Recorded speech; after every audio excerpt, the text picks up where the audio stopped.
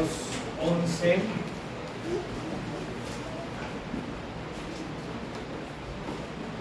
Una carta de un autor que la mayoría de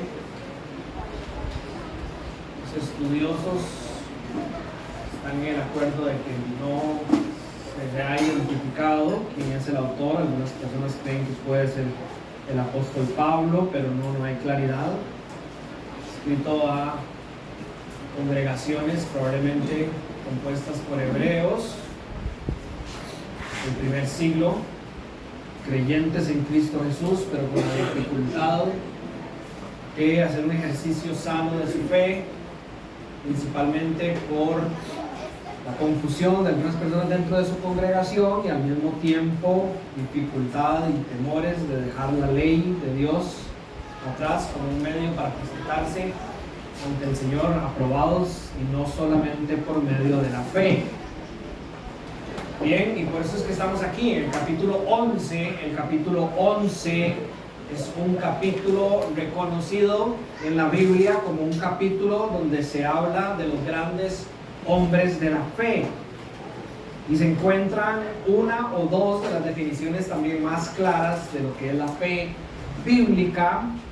Y ya durante varias semanas hemos estado profundizando en estas definiciones y en los personajes anteriores hasta llegar hoy al versículo 20 y vamos a cubrir hasta el 22. Nueva versión internacional, el texto dice así: por la fe Isaac bendijo a Jacob y a Esaú, previendo lo que les esperaba en el futuro.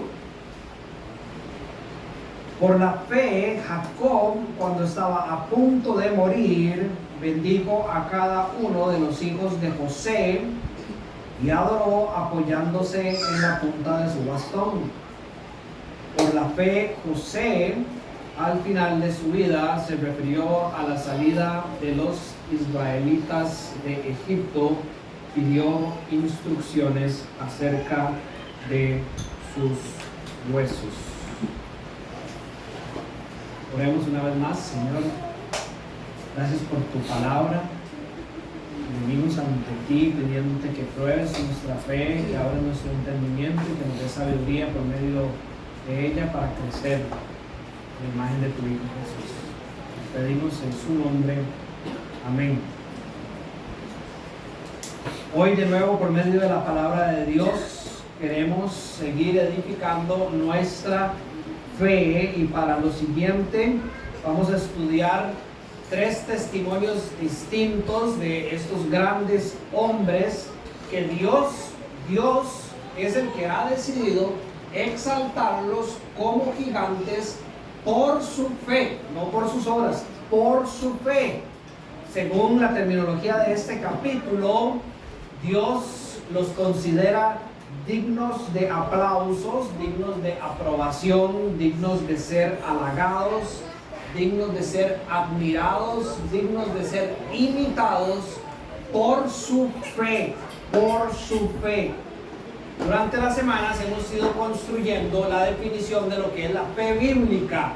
Lo he dicho de muchas maneras diferentes, el mismo contenido, y una vez más se lo voy a decir, porque considero que es crucial que todo verdadero cristiano entienda lo que es verdaderamente la fe que encontramos en las Escrituras para que pueda ponerla en práctica. Ustedes me van a decir, Daniel, todos los cristianos tienen fe. Puede ser, pero si hay algo que yo he visto en mi tiempo de pastor, es que no todos los cristianos saben ejercitar su fe o poner en práctica su fe de la manera más adecuada. Y es muchas veces por falta de entendimiento de lo que verdaderamente es la fe. Usted, como yo les he dicho muchas veces de este aparato, si usted no entiende bien qué es todo lo que este aparato hace, usted lo único que hace es lo que hago yo: hacer llamadas y mandar mensajes de texto. La gente, principalmente los más jovencillos que saben todo lo que este chunche puede hacer, mira, Dani, usted no está haciendo buen uso del iPhone, ¿verdad? Lo mismo nos pasa cuando no entendemos claramente lo que es la fe. Basado en las definiciones de este capítulo y obviamente en el contexto que nos dan todas las escrituras, fe es una convicción sobre quién es Dios. Eso incluye sobre su verdad, sobre su soberanía, sobre su bondad, sobre su poder, sobre la bendición que hay en caminar sus caminos, sobre la bendición que es vivir en comunión con Él. Solo a través de las Escrituras, porque no hay nadie que tenga conocimiento de Dios hoy en día, si no es por medio de las Escrituras, las cuales confiamos que son de punta a fin, inspiradas por el Señor y dignas de toda confianza, es que una persona puede verdaderamente conocer a Dios. Entonces, condición inapelable de toda fe bíblica es que el cristiano, por medio de las Escrituras, en el contexto de la iglesia, pueda verdaderamente conocer su verdad, su voluntad, sus promesas, sus caminos, quién Él es y la bendición que hay en estar en Él todos los días de nuestra vida. Y conforme usted crece en esto, hay una convicción que, como veíamos la semana pasada, va construyéndose. La fe que usted tiene a la hora de ser salvo se va construyendo sobre esa fe, más fortaleza hacia la fe bíblica, madurez en la fe bíblica, si lo pudiéramos decir de esa forma, que hace que usted pueda vivirla y ponerla en práctica. Creo que todos ustedes pueden cerrar sus ojos e imaginarse algún momento difícil que han tenido esta semana. Y cuando a mí me pasa eso, puedo ver cómo sentí miedo, cómo sentí tal vez algún susto, cómo me sentí con poca confianza, inseguro. Y al ir según mi conocimiento y confianza en quien Dios es a través de las Escrituras, es decir, por medio de la fe a su presencia, encuentro todo lo necesario para seguir caminando con perseverancia. Lo bueno que Él es, las promesas que me ha dado, nunca me va a abandonar. Aunque yo no pueda ver cómo su camino va a ser bueno para mí, sé que la verdad es buena y la sigo. Sé que el escoger el camino de la creación y no del creador ha sido malo siempre. Y confío en lo que sé sobre Él, en quien Él es, y camino con esa convicción. Fe es una certeza, dicen otras definiciones, una garantía, como hemos explicado, de quienes somos al estar unidos por medio de Cristo a Dios y sellados por medio de su Santo Espíritu. Es una certeza de que somos parte del pueblo de su pacto. Yo vivo tranquilo sabiendo que nada me puede separar de sus manos por medio de la fe. Yo tengo esa garantía, esa certeza en mi corazón que yo, por medio del sello del Espíritu Santo, soy parte de su pueblo y nada me puede arrebatar de Él. Yo sé que Él progresivamente, en un trabajo diligente con mi persona, va cada día más y escribiendo su ley en mi corazón y haciéndola prosperar. Yo sé que Él me ha hecho parte de una nación santa y que Él me va a seguir transformando hasta el día de Cristo Jesús, para que nosotros, en las palabras de 1 de Pedro capítulo 2, podamos proclamar las maravillas de aquel que nos sacó de la oscuridad a la luz admirable. Pues puedo caminar confiado, con certeza en eso. Todas estas verdades, por medio de la fe, afectan todo lo que soy y me llevan a vivir cada día más según lo que sé que creo. Después de haber estado estudiando en las últimas 2 semanas sobre la fe de Abraham, hoy nos toca enfocarnos en su hijo, en su nieto y en su bisnieto, Isaac, Jacob y José. Y estos 3 patriarcas, al igual que el resto de los santos del Antiguo Testamento, murieron antes de que muchas de las promesas de Dios fueran cumplidas. El Señor las fue cumpliendo en su tiempo perfecto. Esa fe de ellos, enfocada en ese cumplimiento perfecto, en ese cumplimiento futuro, fue la fe que hoy vemos alabada por Dios. Y por esta razón es que creo que para nosotros es de suma importancia estudiar estos versículos. ¿Quién lo dice el capítulo 11 en el versículo 6? Este mismo capítulo en el versículo 6. que ni Abel, ni Enoc, ni Noé, ni Abraham, ni Isaac, ni Jacob, ni José se salvaron por las obras. Todos se salvaron por la fe, dice Dios. Sin esta fe bíblica, y esto lo digo con mucho respeto porque puede ser que la abuela suya haya tenido fe bíblica, o su tía, o la vecina, pero no por la fe de mi abuela, ni de mi tía, ni mi vecina. Puede tener una forma muy diferente a la fe bíblica. Por la fe bíblica que vemos en estos hombres, es que es posible agradar a Dios. Sin esta fe es imposible agradar a Dios. Por ende, les vengo yo diciendo que asegurémonos, y es por medio de estudios como estos, de que mi fe es una fe similar a la de estos hombres, que son ejemplo para Dios, fe bíblica, y no simplemente una fe construida sobre lo que muchas veces me han contado que se supone que es lo que los cristianos tenemos que hacer. Puede que muchos de nosotros, o todos nosotros, no experimentemos la plenitud de las promesas que Dios ha dado si Cristo no viene antes de que nosotros vayamos a su gloria. Puede que Cristo venga antes y sí las veamos. Pero por esta razón podemos aprender de la fe de estos hombres para que con los ojos puestos en las cosas futuras vivamos hasta el último minuto de nuestras vidas. Y una vez les voy adelantando, no sabemos si es el último minuto de nuestras vidas, dándole gloria a Dios por medio de nuestra fe. Para descomponer esto, en estos 3 versículos vamos a ver 5 puntos. El número 1 es: la fe se muestra poderosamente al estar frente a la muerte. Número 2, la fe se muestra al bendecir con una herencia celestial.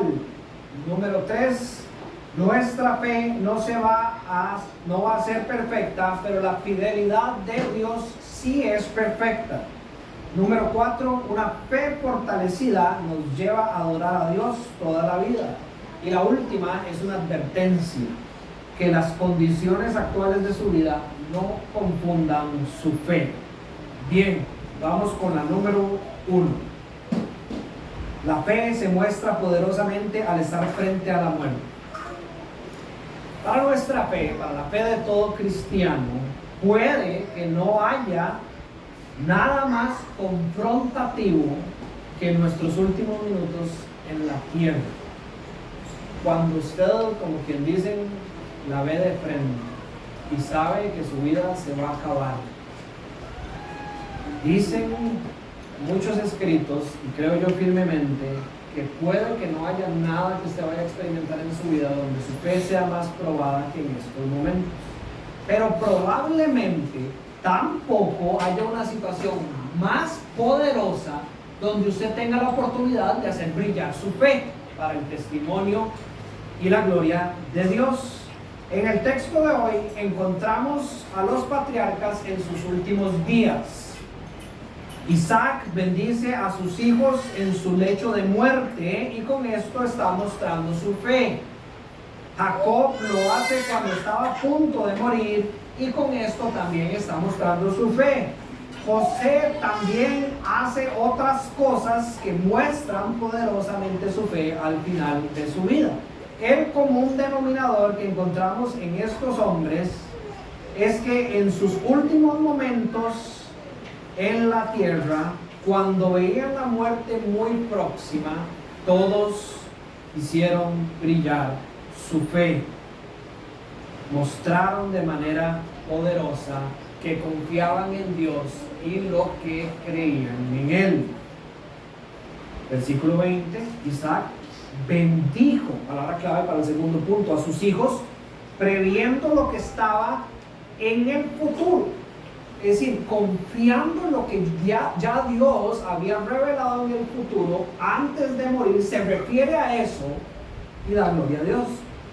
Jacob bendijo a cada uno de los hijos de José, aunque bendice a todos sus hijos, aquí se está enfocando particularmente en los hijos de José, confiando en lo que Dios le había revelado sobre tiempos futuros. En los últimos momentos de su vida muestra una convicción absoluta en Dios y su fe por algo que Dios le había dicho que iba a pasar después de que él muriera.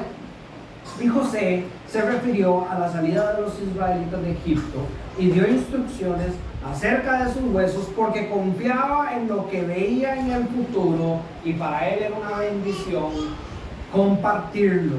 Sus obras muestran su fe en Dios en los últimos momentos de sus vidas.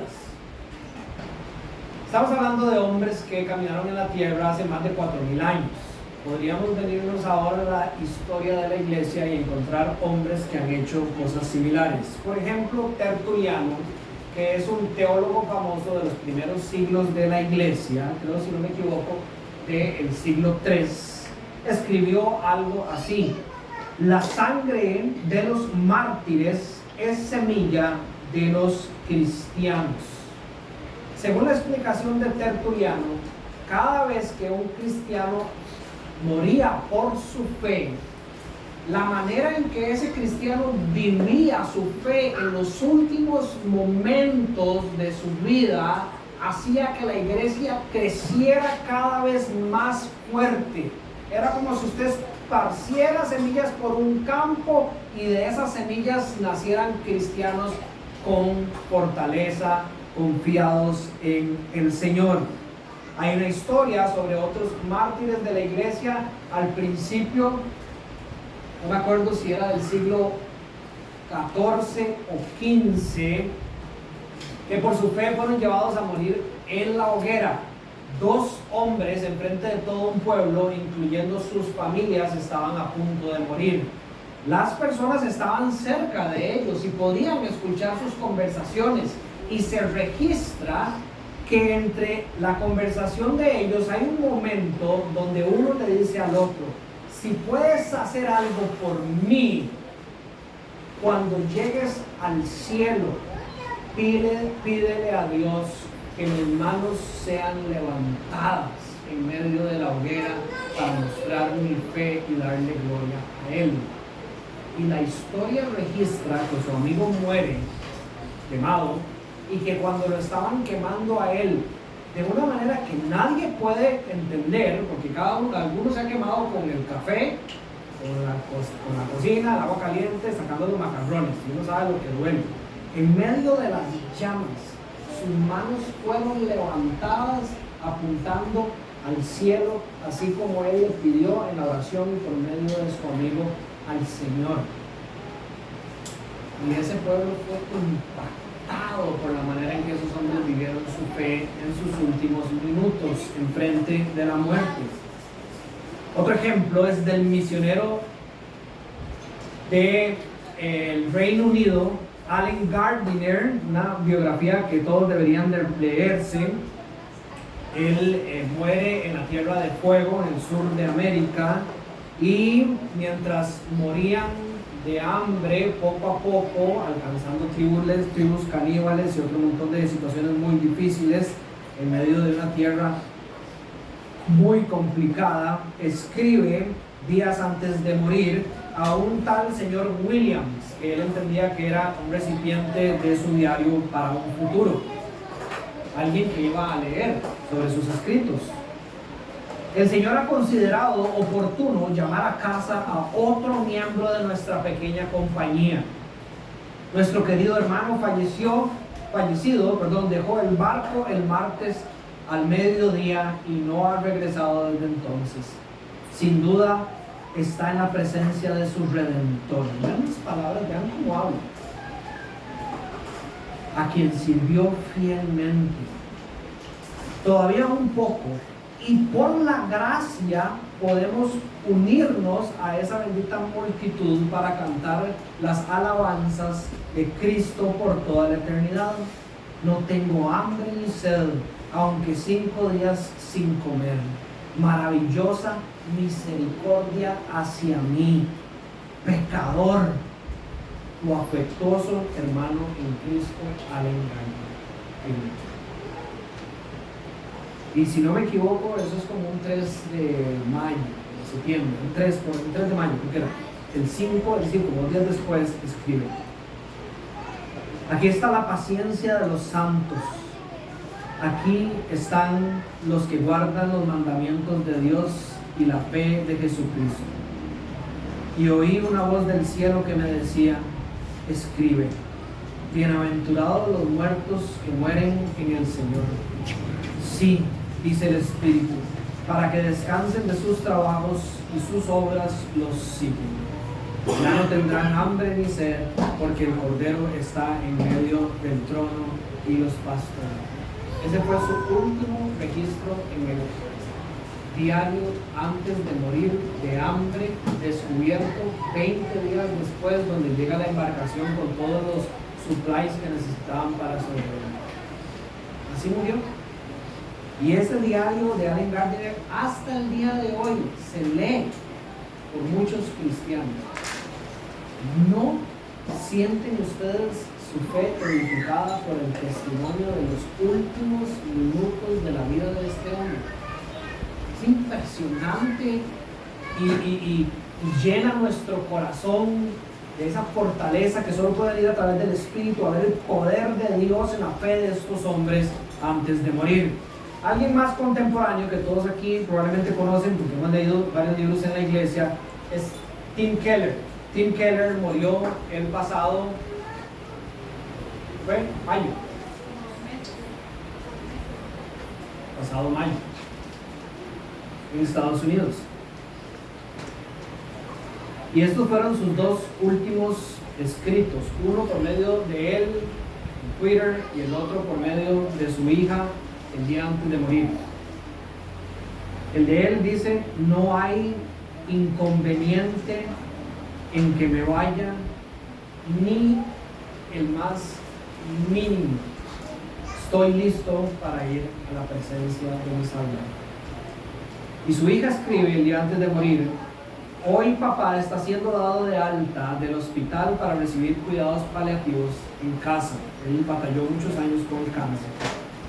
En los últimos días nos ha pedido que oremos con él a menudo. Expresó muchas veces a través de la oración su deseo de ir a casa para estar con Jesús. Entre comillas, palabras de Keller: estoy agradecido por todas las personas que han orado por mí a lo largo de los años. Estoy agradecido por mi familia que me ama. Estoy agradecido por el tiempo que Dios me ha dado, pero estoy listo para ir a ver a Jesús. No puedo esperar para ver a Jesús. Envíame a casa, Jesús.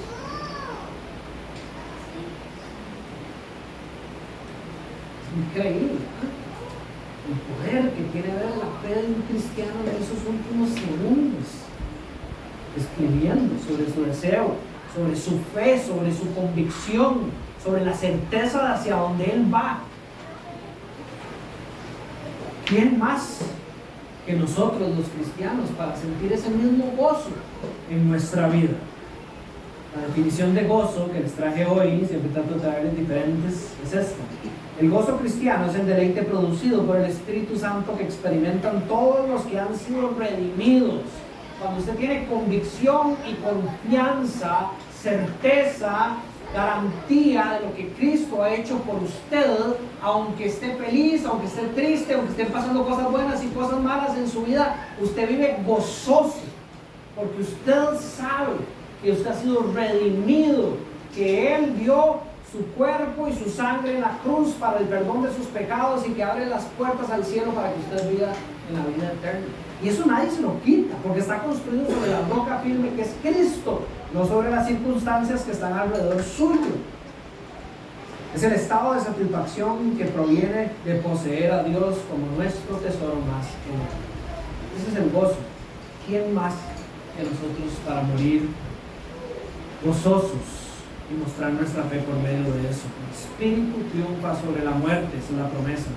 La obra de Cristo es terminada aquí en la tierra sobre nosotros, esa es otra promesa. La presencia de Dios ahora se hace plena. Morimos y pasamos inmediatamente a la presencia de nuestro Padre. ¿Cómo eso no causa gozo? Somos libres de este cuerpo y de la realidad del pecado cuando morimos. ¿Cómo eso no nos va a llenar de gozo en los últimos momentos de nuestra vida? ¿Cómo eso no nos lleva a vivir esa fe que vemos en estos mundos? Ahora, hay tres cosas que tenemos que tener claras sobre la fe de estos hombres en este punto. Número uno, esta fe es una fe madura. No pierdan la oportunidad para que su fe sea probada por medio de cada situación, tentación o circunstancia de su día a día. Hablábamos de ese tema la semana pasada basados en Santiago capítulo 1, donde Santiago dice que no es que las pruebas son buenas, sino que lo que es bueno es que por medio de las pruebas su fe es probada, y que cuando su fe es probada, esa fe vieja, para decirlo de cierta manera, es reconstruida y hay una fe nueva más fuerte. Toda la bendición que hay en permitirse que Dios haga este tipo de cosas. Lo he comentado con algunos. La semana pasada fuimos después de la iglesia a almorzar a un restaurante y María Clara estaba jugando con unas escaleritas y de repente se fue en un hueco. Eso es lo que yo escuché, ¿verdad? Y uno vuelve a ver y nuestra chiquilla de uno está metida como un hueco, todo el mundo está ahí como muy alterado y ella está obviamente llorando. Y en esos instantes recuerdo ahí y después al día siguiente, principalmente al día siguiente, donde estaba yo poniendo a prueba mi fe y donde yo estaba revisando cómo mi fe había actuado sobre esa situación. Si la sacamos, para los que estaban, que eran varios, de un hueco, y cuando la sacamos del hueco, sin exagerar, tenía una chichota como de este tamaño, no puedo ver, pero era como así salida de la frente. Y cuando uno ve eso en una chiquita de 2 años, se le mueven ciertos cimientos, ¿verdad?, de fe. Y recuerdo que mi pensamiento, para la gloria de Dios, iba constantemente a estas verdades. El Señor es soberano sobre esta situación. La vida de esa chiquita no depende de lo que yo pueda hacer en estos momentos, está en las manos de Dios. Oramos. Recuerdo que los papás de Billy fueron muy intencionales en unirnos para la oración y dije, esto es bueno ante los ojos del Señor, que nos unamos a orar para que María Clara esté bien. Y después, mientras seguía la locura, yo buscaba al Señor por sabiduría y le preguntaba, ¿qué hago? Porque cuando uno tiene 3 carajillos y esta es la última, yo no he visto ese tipo de chichotas varias veces, ¿verdad? Entonces uno puede llegar al punto donde uno dice, no, esto es igual que antes, pero yo le oraba al Señor y le decía, Señor, ¿qué hago? ¿Qué hago? Dame sabiduría en medio de esta prueba para fortalecer mi fe en ti. Y aunque en caídas similares a ninguno de nuestros 2 hijos los hemos llevado al centro médico, a María Clara sí sentí en mi corazón que había que llevarlo. Y lo hice, el Señor me dio sabiduría para el momento. Fue un momento y después pude tener la oportunidad para probar mi fe. Creo que le dije a Billy, ¿cómo se habrá visto nuestra fe para las personas del restaurante? Y revisarnos. Porque queremos tener la fe madura que estamos viendo en estos hombres. Y para tener esa fe madura, ya la Biblia nos ha dicho en Romanos 5, Santiago 1, no hay otra manera que probándola por medio del sufrimiento, por medio de las circunstancias, la tentación en la que nos podamos encontrar.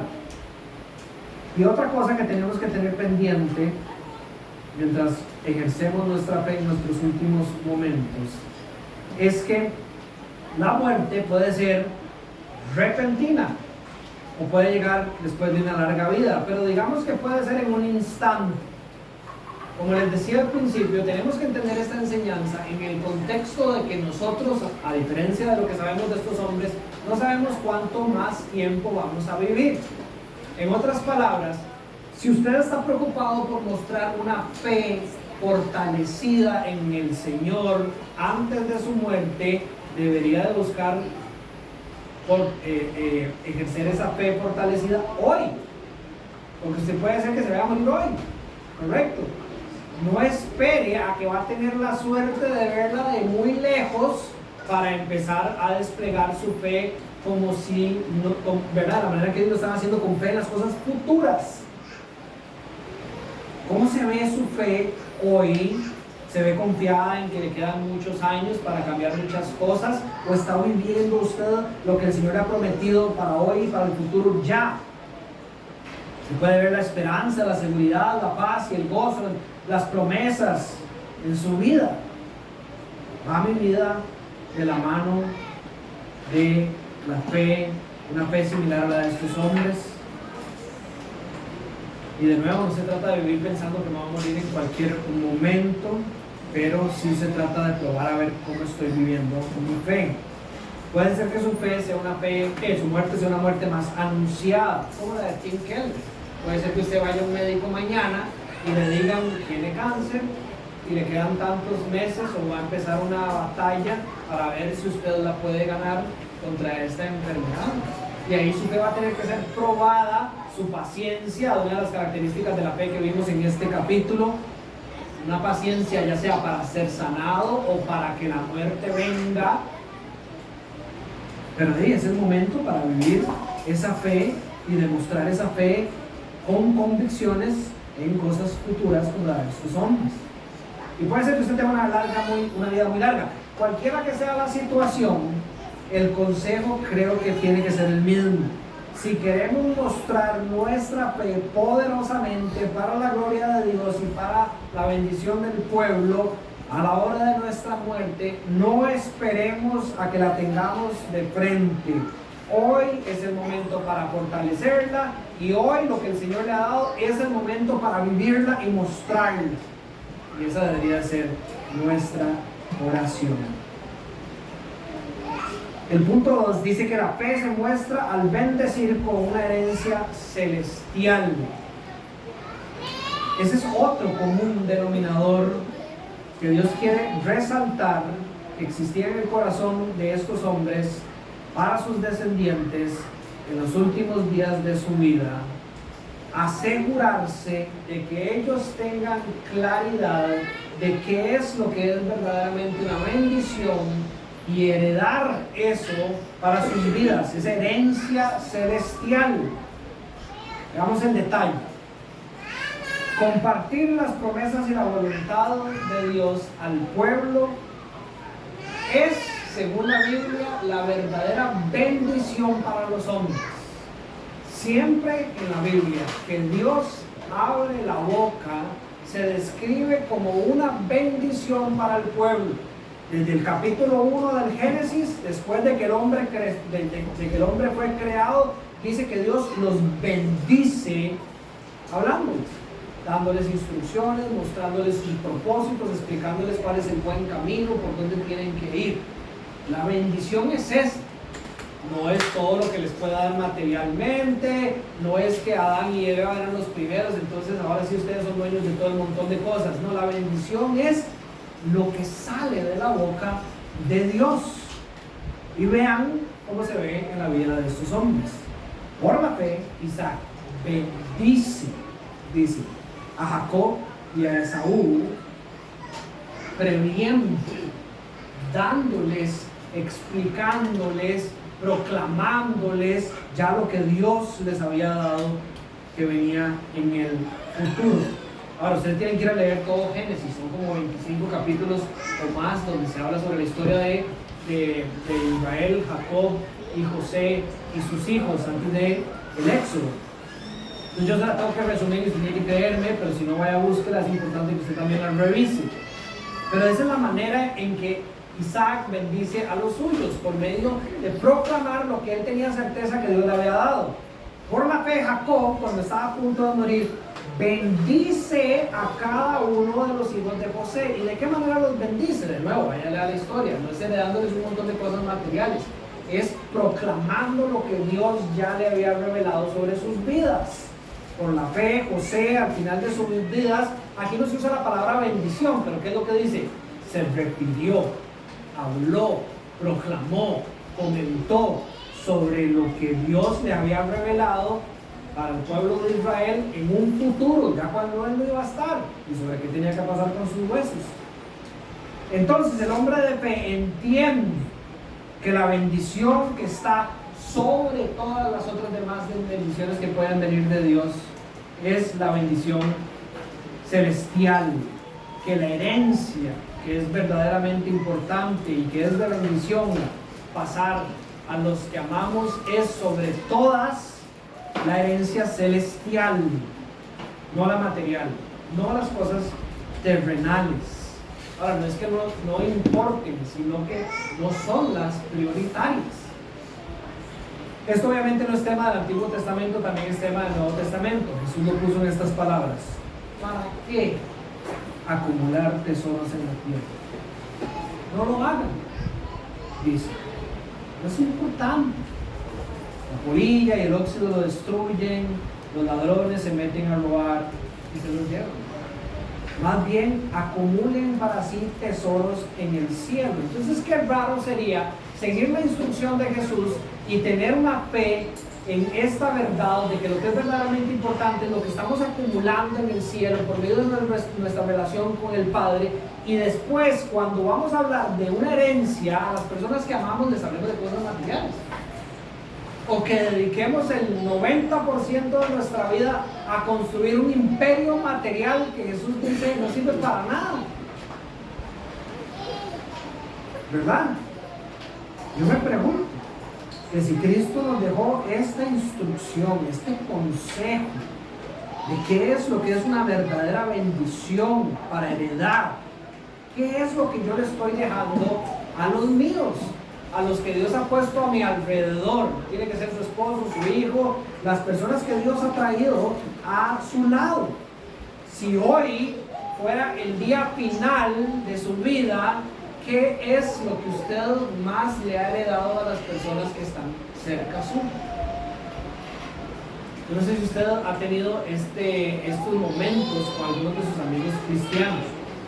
A mí me ha pasado, tengo buenos amigos cristianos, algunos de ellos pastores, y de repente nos topamos en algún lado y pasamos un almuerzo y nos contamos sobre cómo estuvo la surfeada, cómo está la familia, y hablamos de un montón de cosas, y en ningún momento entramos en una conversación seria sobre qué está haciendo Dios en nuestras vidas para orar juntos, por decirles algo. Eso nos ha pasado. Y yo digo, si mi vida se acabara en este instante y mi amigo pudiera dar un testimonio de qué fue lo que yo le dejé en el último momento de mi vida, ¿qué fue? Un buen rato. Un buen rato. Cuando a mí me encantaría que lo que saliera de la boca de él fue: él me recordó sobre quién era Dios, sus promesas y su voluntad. Así como hizo Tim Keller, así como hizo Allen, así como hizo Tertuliano, así como vemos que hicieron estos hombres con los suyos. ¿Soy intencional en hacer este tipo de cosas? Con mis hijos, ¿en qué es lo que invierto yo más tiempo? En entretenerlos con cosas de este mundo, en enamorarlos con cosas de este mundo para que ellos después busquen construir una herencia con las cosas de este mundo, o en apuntarles a la herencia que es verdaderamente de bendición para sus vidas. Hay muchas maneras en que usted puede hacer esto de manera sencilla: mostrarles a sus hijos la fe que usted tiene en ese tipo de cosas. Para los que entrenamos Jiu-Jitsu, que es la mitad de la iglesia, que algún día me encantaría que sea el 100% de la iglesia, saben que por culpa del profesor que está ahí atrás, muchas veces uno va para la clase y uno dice, por ejemplo, hay una clase que es clase de competencia, uno dice, me podría morir en la clase. Si uno va a llevar el cuerpo a un límite donde uno podría morirse en la clase. Y yo hago de verdad ante Dios un esfuerzo que no, de verdad no me acuerdo cuándo me ha pasado, en que antes de salir de mi casa no hable con mis 3 hijos y les recuerde quién Dios es.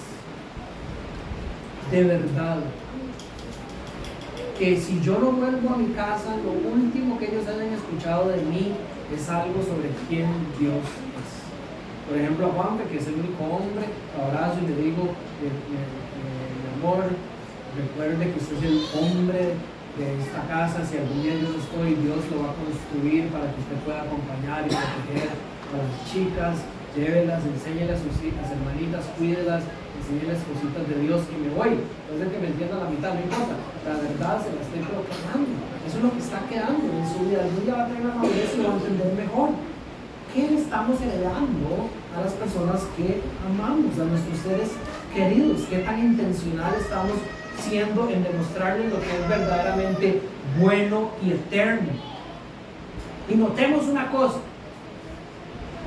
las bendiciones de Dios no siempre son agradables para todas las personas, pero no dejan de ser la bendición de Dios. Por ejemplo, si ustedes leen la historia de Jacob y Esaú, cuando su padre Isaac estaba bendiciendo a los dos, pasó un desorden, ahorita lo voy a resumir, pero la manera en que Isaac bendice a Esaú no le gusta a Esaú. Esaú quería la bendición de Jacob. A él no le agradó la bendición que le dio su papá como resultado de todo lo que había pasado antes. Pero después Dios hizo grandes cosas a través de lo que ya él había proclamado por su boca. Entonces, aunque a Esaú no le gustó la bendición, no significa que no haya sido una bendición de Dios. Igual con el caso de Efraín y Manasés, ya voy a referirme a eso más tarde.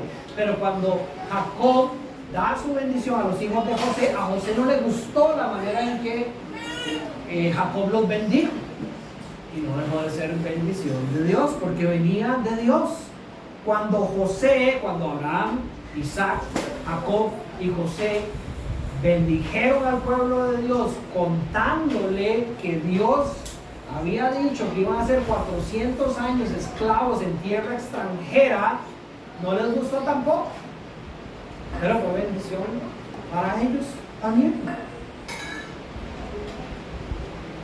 Así que es un tema de nuevo de enfoque, de a dónde está nuestra fe, de cómo nosotros tenemos confianza y certeza absoluta de que sea lo que Dios diga, aunque nosotros no lo podemos ver como algo que parezca bueno, vamos a confiar en eso y vamos a caminar en fe. Y de esa misma manera pasarle a nuestros seres amados lo que Dios ha dicho, aunque sabemos que les va a doler, aunque sabemos que tal vez no les va a gustar, con fe en que si lo escuchan Dios puede hacer algo poderoso en sus corazones.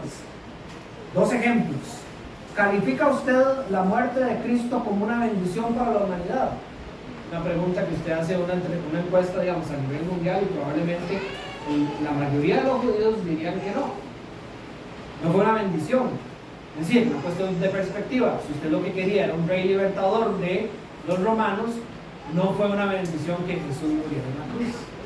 Si usted tiene fe en lo que Dios ha revelado a través del Evangelio, la muerte del Hijo de Dios en una cruz, lo peor que uno se pueda imaginar, era bendición para la humanidad.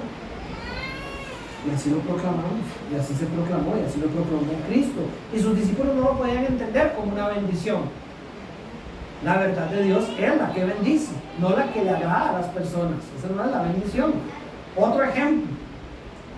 El dolor que causa castigar a los hijos, este es un poco más enfocado a los que son padres.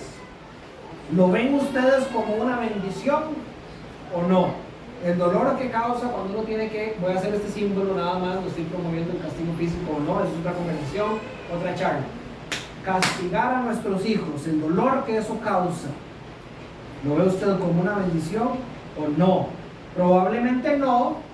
Si usted lo único que busca es que sus hijos estén sonrientes siempre, que nunca experimenten nada difícil, o que usted le da pereza lidiar con la lloradera que viene después de un castigo, o a usted le da miedo lo que digan sus vecinos cuando se den cuenta que usted está siendo muy duro con sus hijos. Porque ahora en este mundo hay una cosa que se llama la crianza respetuosa, que no estoy diciendo que la crianza respetuosa sea mala, pero sí se ha contaminado mucho, donde se cree que darle toda la libertad a los hijos para que ellos decidan, para que ellos hagan, para que ellos quieran, para que ellos puedan dirigir su vida como seres humanos independientes. Sí, la tarea de padres ya no existe, está bien. Y si usted no cría a sus hijos con crianza respetuosa, está mal. Entonces usted le da miedo castigar a sus hijos cuando algo pasa mal. Entonces, la instrucción bíblica probablemente usted no la vea como una bendición, pero si usted tiene fe en que todo lo que ha salido de la boca de Dios es bueno, usted probablemente sí quiere mostrarles a sus hijos lo que es el respeto, lo que pasa con el pecado, con la desobediencia y los efectos que esto trae sobre sus vidas. Probablemente, si usted cree que es una bendición seguir la instrucción de sus hijos sobre la disciplina de Dios, sobre la disciplina y el castigo, usted quiere mostrar con esa fe la importancia de nuevo de la obediencia y las consecuencias del pecado. Mi esposa y yo, cuando castigamos a nuestros hijos, tratamos de ser muy intencionales en mostrar nuestra fe en el futuro de ellos según lo que Dios ha proclamado, no para nosotros.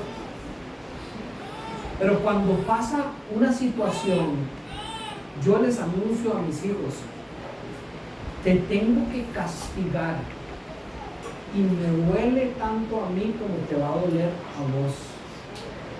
La desobediencia crea esto entre nosotros, padres e hijos.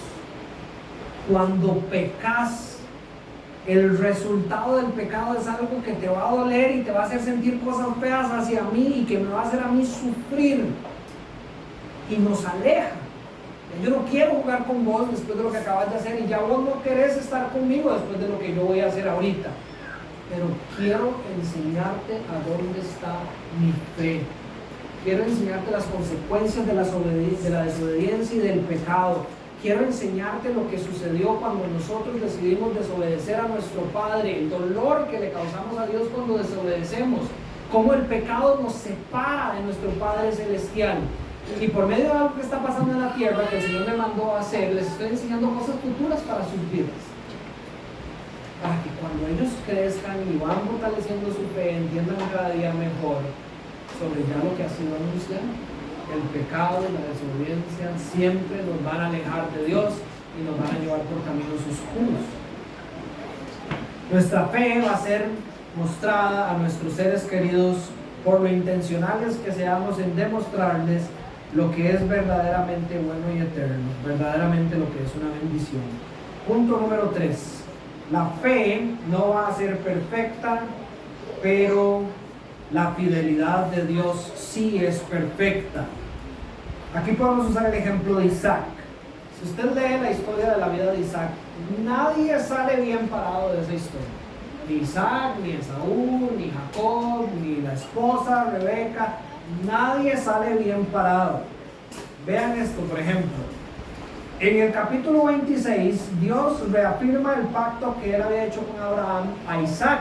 Le dice: yo seré tu Dios, yo te protegeré, no tengas miedo, yo estoy contigo, yo te protegeré, yo te protegeré. Hay un énfasis en la protección de Dios sobre Isaac. En ese mismo capítulo, cuando Isaac está entrando en las tierras de Abimelech, le dice a su esposa: hágase pasar por mi hermanilla, porque como usted está bonita, aquí la cosa se va a poner peligrosa y a mí me pueden matar. Vean la fe de recibir la promesa dada a Abraham, ahora a Isaac. ¿Y cómo se ve esa fe en la práctica? Imperfecta. La protección de Dios. Gracias Dios, la abrazo. 25 minutos después, enfrente de Abimelech, diga que es mi hermana, porque nadie me puede proteger, me van a matar. Así se ve. Estoy haciendo un poco cómico, pero con respeto. Pero así es de imperfecta también nuestra fe.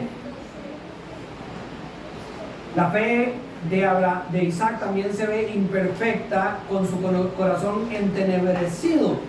No puede ver con claridad lo que Dios le ha hablado. En el capítulo 25, cuando no habían podido tener hijos, él y su esposa Rebeca oran a Dios para que Rebeca quede embarazada.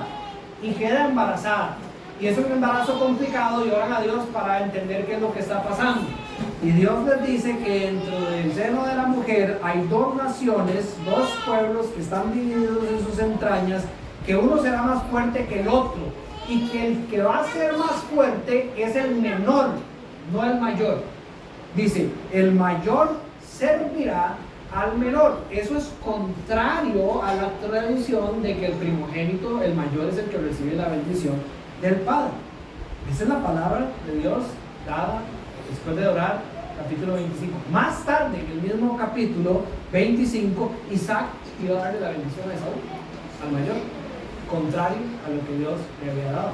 Hay gente que dice que era porque era más favorito, porque era cazador, y el otro solo estaba en la casa ahí con la mamá y le gustaba más como se veía el hombre. Eso es como cuando Samuel va a bendecir a buscar el nuevo rey, ¿verdad? Empieza del más grande y termina en el último, que es David, el que menos parecía. Los ojos le engañaban. Aquí lo engañaron a Isaac también. Él iba a bendecir a Esaú, aunque ya Dios le había dicho: mi voluntad es que la bendición sea para el menor y que el menor reine sobre el mayor. Todos en la familia engañaron y mintieron, hicieron no lo que Dios les había dicho que hicieran por una fe imperfecta. Pero el resultado que se dio perfecto fue porque Dios, no nosotros, fue fiel a su palabra. No por nuestra fidelidad, sino por la fidelidad de Dios. Y en eso tenemos que descansar. La verdadera fe nuestra nunca va a ser perfecta. Si queremos toda nuestra vida luchar para que esa fe cada día sea mejor y muestre cada día más a Dios de una manera que le dé gloria, pero nunca va a ser perfecta. Juan en su primera carta dice: si afirmamos que no tenemos pecado, nos engañamos a nosotros mismos y la verdad no está en nosotros. Es decir, Jesús no está en nosotros. Si confesamos más bien que tenemos, en el contexto de esta enseñanza, una fe imperfecta, Dios, que es fiel y justo, nos perdona y nos limpia de toda maldad. Y si traemos además el versículo que estudiamos la semana pasada de Romanos 8 rápidamente, el Espíritu es defensa ante Dios por la manera en que se comporta también nuestra fe imperfecta. En nuestra vida, siendo el final hoy o en un futuro muy lejano, debemos orar por mostrar a los demás, por medio de nuestra fe imperfecta, la fidelidad perfecta del Señor. Con una fe imperfecta que busca ser fiel al Señor, mostremos a aquel que es fiel siempre. No anclemos nuestra fe, y mucho menos la fe de las personas en las cosas que Dios no ha prometido, en las cosas que son imperfectas. La fe bíblica tiene que estar alineada con esta verdad. La prosperidad económica, por ejemplo, para todo cristiano como símbolo de la aprobación de Dios, eso es falso, y la Iglesia Universal está plagada de esa mentira. La fe de muchas personas está anclada en eso. Dios tiene que estar muy complacido con quien soy porque me ha bendecido económicamente. Sanidad física y buena vida como símbolo del verdadero cristianismo. Otra cosa que se proclama muchas veces desde los púlpitos. Dice, ¿no? Las personas que se creen eso nunca han abierto la Biblia. No han leído Job, no han leído la vida del apóstol Pablo, de los apóstoles, ¿verdad? Sanidad física y buena vida como un símbolo del verdadero cristianismo. Sí, como la decapitación de Pablo y la crucifixión de Pedro respalda ese tipo de cosas que están siendo proclamadas sobre el púlpito. Y la fe de las personas está siendo anclada en esas cosas. Entonces terminan viéndose como los amigos de Job. Si te están pasando todo este montón de cosas malas, probablemente porque vos estás haciendo algo mal, Dios está enojado con vos de fijo. Una vida fácil donde siempre hay una almohada, donde siempre hay comida, donde no hay conflictos, donde no hay pruebas de todo tipo, en un mundo que cada día va a estar mejor para los creyentes. La gente dice, eso es símbolo de que estoy caminando bien en el cristianismo. Eso es una fe falsa, no es una fe bíblica, no es una fe que está construida sobre la revelación perfecta de Dios. Estamos construyendo nuestra casa sobre la arena y no sobre la piedra. Y esto lo voy a decir con mucho cuidado, porque hay unos tonos de grises sobre los cuales no puedo entrar hoy. Pero palabras proféticas que vienen por medio de una revelación privada, el Señor me ha dicho a mí y solamente exclusivamente a mí sobre cosas que no existen pruebas más que las que tengo yo en mi corazón, que fue que recibí la palabra, un corazón que la Biblia bien describe como un corazón que es engañoso. Entonces yo he visto muchas personas que a los 19 años me han dicho, me acuerdo como si fuera ayer, que me dieron una palabra de que iba a ser un misionero en África. Puede ser que hoy, que esa persona ya está llegando a los 50 años, todavía llegue a ser un misionero en África. Pero no ancle su vida a algo que no está en las Escrituras, que ha sido la revelación perfecta de Dios. No es que abandone cualquier palabra que Dios pueda decir, porque Dios habla de maneras muy particulares. Esto es otra charla, ¿verdad? Y puede edificar y guiar a su iglesia. Pero de esa misma manera creyeron José Smith, fundador de los Testigos de Jehová, Carlos Russell, fundador de, Este es de los testigos de Jehová, el otro es de los mormones, ¿verdad? Eso mismo creyeron ellos, que la palabra de Dios había sido revelada de manera privada solo a ellos. Y de ahí, y siempre así, arrancaron y han arrancado todas las sectas en la historia de la humanidad.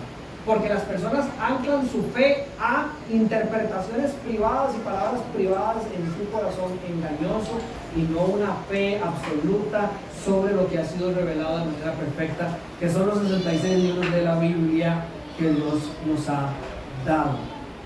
Que nuestra fe esté anclada y guíe a los demás a anclarse en lo que verdaderamente Dios ha prometido a su pueblo y que claramente Dios ha revelado en las Escrituras. Cristo murió en la cruz por el perdón de los pecados de aquellos que por gracia le reciben, creen en Él, tienen vida eterna.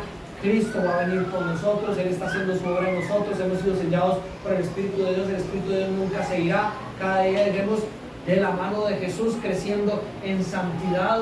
El Señor es el dueño del oro y la plata, se la da a los que quiere, usa a los que quiere, mueve las cosas que quiere para los propósitos suyos, siempre se cumplen, siempre son para su gloria, aunque su vida esté terrible, todas las cosas son para el bien de aquellos que aman al Señor. Las verdades que Dios sí ha dado, y sobre eso caminen el resto de sus vidas, porque al final de su vida, si usted está a punto de sufrir una muerte que no es de su agrado, que no es la muerte que usted quería, y es una muerte deshonrosa, tal vez, o difícil, como pudo haber sido la crucifixión, que usted pueda todavía mostrar su fe, porque está construida no en lo que se supone que tenía que pasarle a un cristiano, sino en lo que verdaderamente la Biblia dice que es el cristianismo.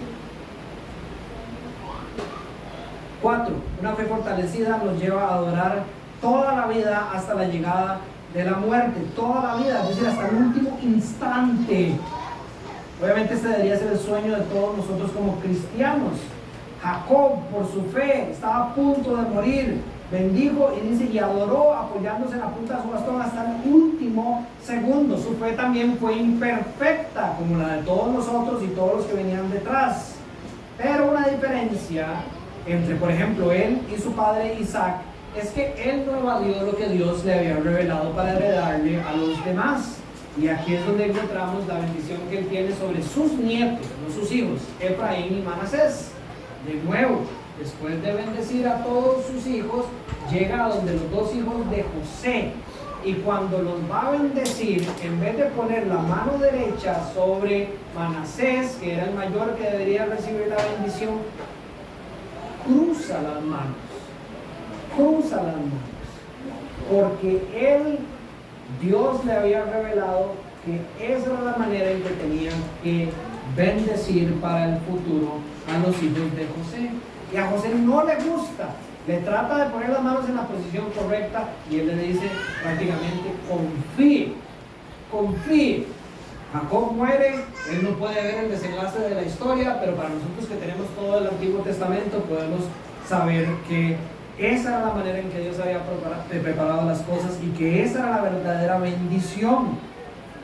Hasta el final de sus días fue obediente a lo que Dios le había dicho y de esa manera adoró a Dios, adoró por su obediencia y por su sumisión, aunque ésta estaba siendo a prueba hasta el último momento. Nótese que él nunca se decidió conformar a los estándares del mundo actual, nunca cuestionó lo que Dios le había revelado por agradar a su hijo José, nunca abandonó y dejó de adorar por quedar bien en el último segundo de su vida.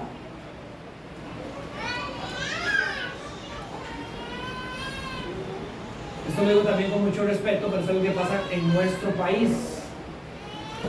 Muchas veces las personas viven su fe de una manera y cuando están en su lecho de muerte empiezan a echar manos a un montón de tradiciones que existen en este país como para que de esa manera glorifiquen al Señor. Por ejemplo, yo tengo familiares que, aunque han tenido una relación con el Señor fuera de la iglesia católica, cuando están a punto de morir quieren que venga un padre a orar por ellos, ¿verdad? De alguna manera negociaron sus convicciones de su fe. No estoy diciendo que abandonaron la fe, pero negociaron sus convicciones de fe por seguir los estándares de lo que en este país se supone que hay que hacer para verdaderamente estar bien con Dios. Y ese tipo de fe no le dio gloria al Señor ni adoró hasta el último instante. Nosotros queremos verdaderamente, al igual que Jacob, adorar al Señor hasta el final, aunque sea frente a la tentación, aunque sea en medio de la prueba, poder adorarle por medio de presentar una fe genuina y bíblica, fe fortalecida de adorar al Señor.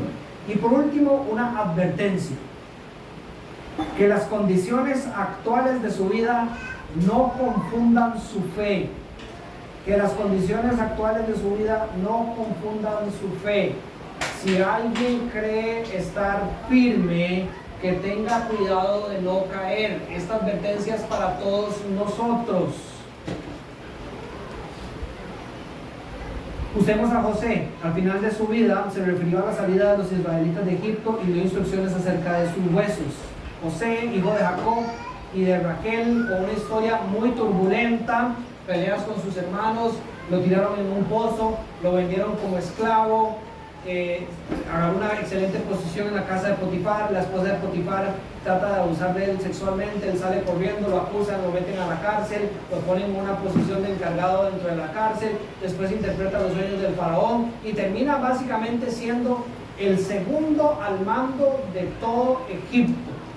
Egipto siendo uno de los lugares más prósperos en ese tiempo, él es el segundo. Después del faraón está José. Es decir, nadie con mejor posición en el mundo conocido que José en ese punto, después del faraón. Ahora, ve qué interesante que en el texto de Hebreos, donde se está hablando de lo que es importante para Dios, no se mencionan ni las habilidades administrativas de José, no se mencionan ni la capacidad de interpretar sueños que tenía, ni ese otro montón de dones, sino solo la fe. Dios exalta la fe de este hombre. Y vean cómo su fe se vio demostrada a través de la palabra de Dios en su vida, como él confiaba verdaderamente en lo que Dios había dado a los suyos, al pueblo. En el capítulo 15 es donde encontramos que Dios le revela a Abraham lo que va a pasar con el pueblo de Israel. Debes saber que tus descendientes vivirán como extranjeros en tierra extraña, donde serán esclavizados y maltratados durante 400 años. Es decir, Dios le está hablando a Abraham sobre algo que va a pasar 200 años después. Y Abraham bendice a Isaac pasándole esta promesa, con fe en esto que Dios había revelado. En Génesis 50 es donde encontramos que José bendice ahora a sus hermanos con estas palabras: yo estoy a punto de morir, pero sin duda Dios vendrá a ayudarlos y los llevará de este país a la tierra que prometió Abraham, Isaac y Jacob. Yo me imagino la cara de los hermanos cuando dice, ¿cómo Dios vendrá a ayudarlos? Es decir, no estamos más que ayudados. Gracias a usted vamos a vivir en una parte privilegiada de la ciudad de Egipto. Tenemos toda la provisión que queramos y usted está diciendo que Dios en algún día nos va a venir a ayudar. Y que además nos va a llevar a aquella tierra donde usted nos sacó porque no hay nada. Si usted nos sacó de la tierra prometida porque nos estábamos muriendo de hambre y usted nos está diciendo que la bendición de Dios va a ser llevarnos de vuelta. Y eso es lo que nos está dejando José. Entonces José hizo que sus hijos le prestaran juramento y les dijo: sin duda Dios vendrá a ayudarlos y cuando esto ocurra ustedes deben de llevarse de aquí 1000 huesos. Y después en Éxodo 13, 400 años después, cuando se cumplió toda la profecía de Dios sobre el pueblo de Israel, vemos a Moisés llevándose los huesos en el éxodo de José a la tierra prometida. Entonces, ya voy a cerrar con esto. En sus últimos días, cuando probablemente ni el faraón ni nadie en el planeta Tierra pudieran imaginar que se podía estar mejor en condición social, política y económica que José y el pueblo de Israel por su fe en quien es bueno y en lo que el bueno había dicho. José escogió que se llevaran sus restos de vuelta a la tierra prometida. Había una convicción en José de que no había nada en esta tierra que podía igualarse a lo bueno que viene de Dios. A lo largo de mi cristianismo, yo he visto la fe de algunas personas cambiar según lo que tienen en sus bolsillos o lo que el mundo les está ofreciendo. Llenaban su corazón con Dios y ahora lo llenan con sus restaurantes, con sus carros, con sus clubes, con su estatus social, con sus posiciones políticas o con sus puestos de trabajo. Su fe escoge lo que promete el mundo y no lo que promete Dios. Y yo no voy a ser juez, porque no estoy llamado a ser juez de esta manera, sobre la fe de esas personas para saber si es fe verdadera o no. Pero de una cosa sí estoy completamente seguro. Las personas que están viviendo así hoy no están glorificando a Dios con su fe. A diferencia de José, están prefiriendo vivir con lo que el mundo les ofrece que apuntando siempre hacia lo que Dios ha prometido que es mejor. Debemos orar para que nuestra fe nunca se confunda de esta manera, que no confundamos la tierra con el cielo, que no creamos que aquí en la tierra se va a dar lo que sabemos que es para nosotros en el cielo. Que no confundamos lo hermoso que puede ser estar con mi familia o con los seres queridos aquí en la tierra con lo maravillosamente e infinitamente hermoso que va a ser estar plenamente con Cristo. Que las cosas materiales no brillen más ante mis ojos que las cosas celestiales. Que las cosas de esta tierra no brillen más que lo que Dios ha heredado a su pueblo, la iglesia. Y que como José podamos dar testimonio de nuestra fe en Cristo, refiriéndonos a Dios, compartiendo el Evangelio y mostrando que el único y verdadero lugar donde nosotros vamos a encontrar descanso eterno para nuestros huesos va a ser en la vida eterna que Dios tiene para nosotros. Esos son los 5 puntos. La fe se muestra poderosamente al estar frente a la muerte. La fe se muestra al bendecir con una herencia celestial. Nuestra fe no va a ser perfecta, pero la fidelidad de Dios sí. Una fe fortalecida nos lleva a durar toda la vida y que las condiciones actuales no nos desvíen, no nos confundan de lo que es las promesas de Dios y que confundan nuestra fe. Muy bien, entonces vamos a parar el video y si alguien tiene alguna pregunta puede levantar su mano.